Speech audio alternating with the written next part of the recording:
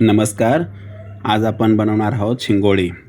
पुण्याकडे खूप प्रसिद्ध, आमच्या गावाकडे खूप प्रसिद्ध आहे शिंगोळी.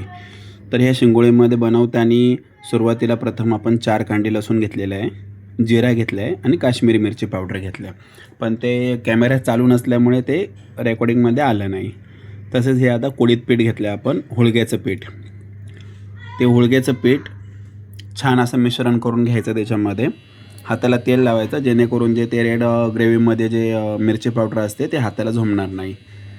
हळूहळू सर्व मिक्स करत आहोत आपण. 7 ते 8 माणसांसाठी आहे. आता मिश्रण चांगलं घट्ट होत आहे. थोडंही पाणी टाकायचं नाही, तेलाचा फक्त हात लावू शकता.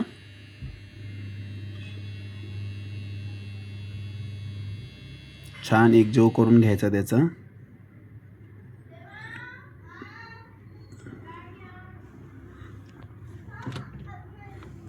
छान मस्त एकजीव झालेला आहे त्यांचा. आता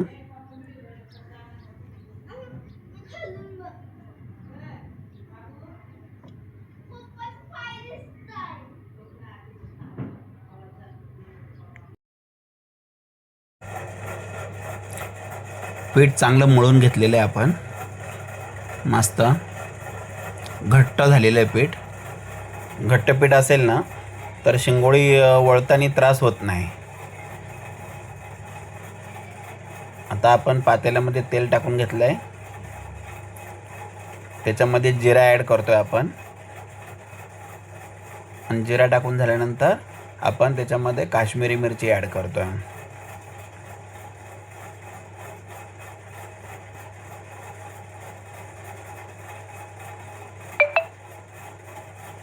काश्मीरी मिरची ॲड केली आपण त्याच्यामध्ये.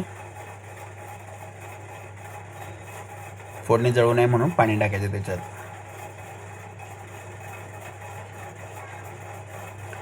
अर्धा टोप पाणी घ्यायचं. जवळजवळ 3 ते 4 ग्लास पाणी घेतलेलं आहे आपण.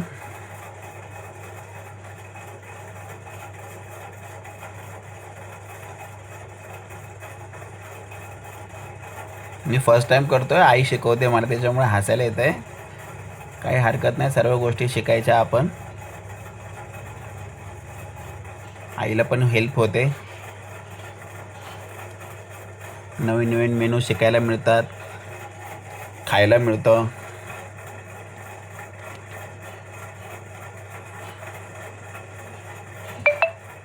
ही फर्स्ट टाइम बनवलेली शिंगोळी माझी.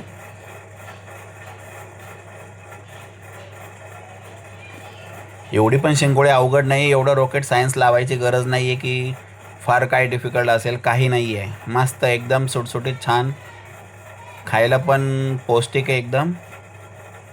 लहान मुलं मोठी माणसांना खूप एकदम पौष्टिक आहे हे.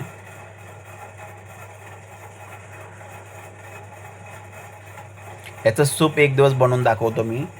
तसंच आपल्याकडे जसं बेसनाचं चण्याच्या पिठाचं बेसन बनवतात तसं याच्यापासून पण बेसन बनवता येतं. खूप पौष्टिक आहे, खूप हेल्दी आहे, खूप छान लागतं खायला बेसनसुद्धा याचं.